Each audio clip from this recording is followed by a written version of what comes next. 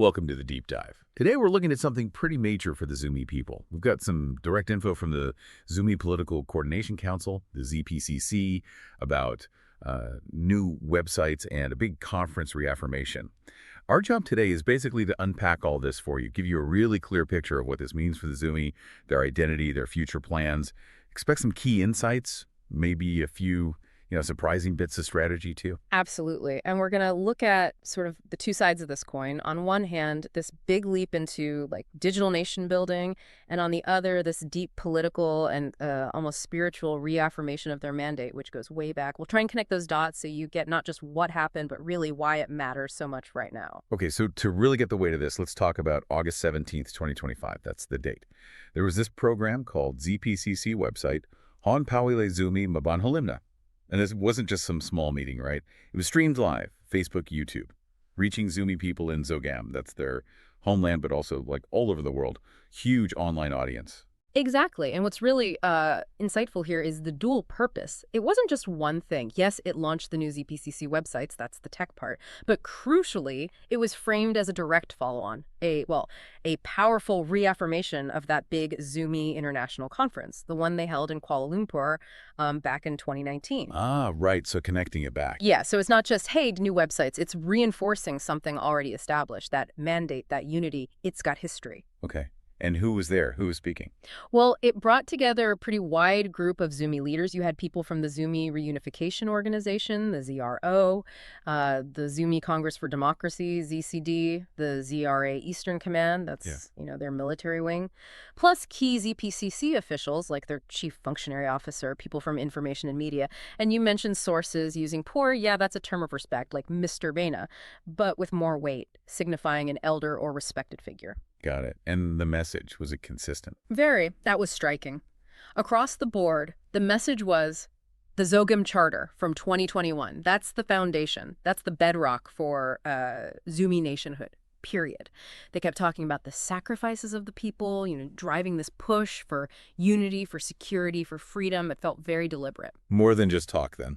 Definitely felt like a restatement of core purpose. And it wasn't just the top leadership speaking, right? You mentioned wider participation. Oh, yeah, huge. Over 41 leaders, stakeholders, reps from all sorts of groups. Political parties, yes, but also civil society orgs, the Zomi National Volunteers, that's their community defense setup, church groups, even diaspora communities tuning in and involved. It really paints a picture of the ZPCC trying to be that central hub, that coordinating body for everyone, everywhere, across generations. Okay, so this is where it gets really interesting strategically, especially if you're watching how communities are building their futures now.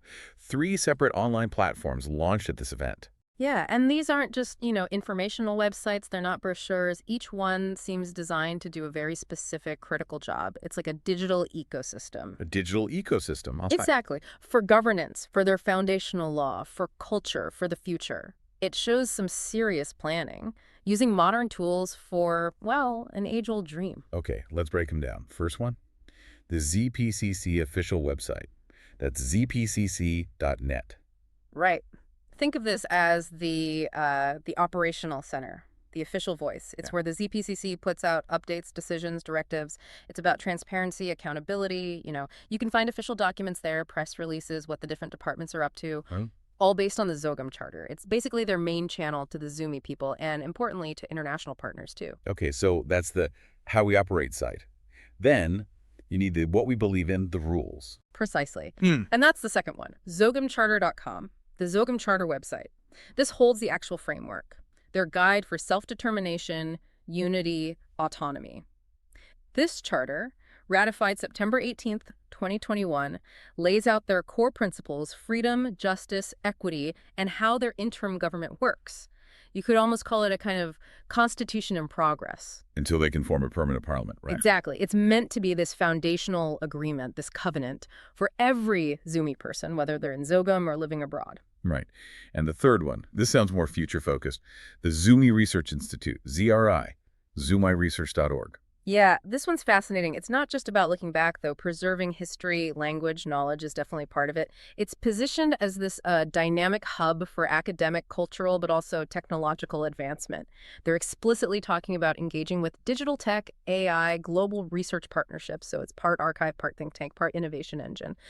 Basically, equipping the Zoomi with the intellectual tools for 21st century nation building. Wow. Okay, so you've got the operations, the law, and the like R&D wing. That's a good way to put it. And what's really impressive, I think, is how they link together. It's this whole digital infrastructure.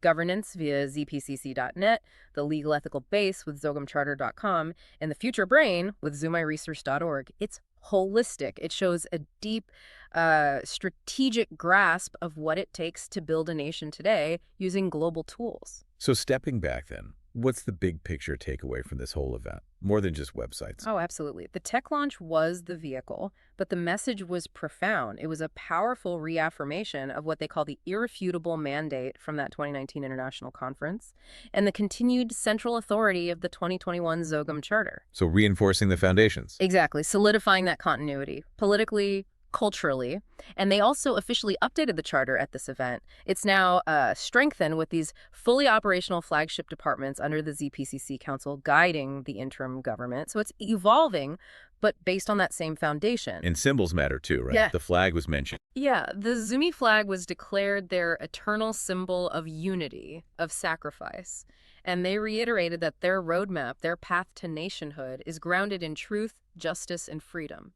These core principles keep coming up. So the charter, the flag, the council.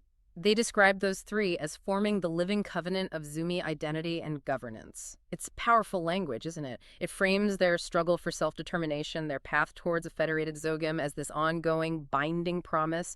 It signals real commitment long-term. Okay, let's talk about that interim governance structure then. Yeah. The ZPCC itself, it's set up according to the charter. That's right. It's positioned as the interim representative body for all Zimi people, acting under the Charter's authority. Its job is to be the unifying force across governance, security, community development. The core mission, they state, is protecting Zumi rights, their land, their identity, while actively, preparing the ground for that self-determined federated future. It really does suggest a very structured plan for eventually transitioning to a permanent elected government. Although setting that up must be incredibly challenging. Oh, undoubtedly. I mean, establishing and running such a comprehensive government structure, especially in an interim phase, and given the often difficult circumstances groups seeking self-determination face, that's a massive undertaking. Huge hurdles, for sure. And this structure isn't simple. You mentioned departments. Yes, a whole suite of them, covering pretty much everything you'd expect in a government, even an interim one. You've got general administration, legislative affairs, judiciary, the basics. Then defense, homeland security, the security side, finance, federal affairs, but also things like public relations, women's affairs, education and development, even religious affairs. And the ZNV Corps, the volunteers being listed as a department, highlights that community security aspect. That's quite a list. It's comprehensive. It is. And for you listening, I think observing this structure is telling.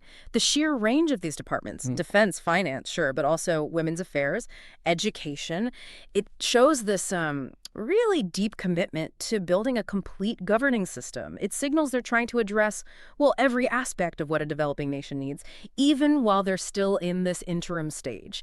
It's a seriously ambitious blueprint. Right. Okay. So that brings us towards the end of this deep dive. Clearly, that August 17th event wasn't just about clicking launch on some websites. It was a major political, even spiritual moment of reaffirmation for the Zumi people, really setting the direction. Definitely. With the charter, the flag, the council, all these departments now officially reaffirmed. Yeah. The ZPCC presents itself as the living authority right now during this interim time. And the solidarity you saw from leaders, the wide range of stakeholders involved, that big online audience, it all suggests the Zumi cause is, well, very much alive, united, and looking forward. It really does underline how a community can blend, deeply held traditional mandates with really modern, cutting-edge digital strategies, all in service of self-determination. It kind of makes you think, doesn't it?